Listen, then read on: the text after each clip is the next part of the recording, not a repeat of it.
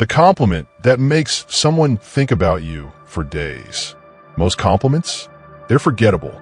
Nice shirt, cool shoes, gone in seconds. But the right compliment? It lingers. It replays in their head. It makes them think of you long after you've left. Here's the secret. Don't compliment what they already know. Compliment what they didn't expect. Not their looks, not the obvious, but the unnoticed. The detail they thought no one saw. Like, most people don't catch it, but you have this calm energy that makes the room feel lighter. Or, you have a way of making people feel heard. That's rare. See the difference?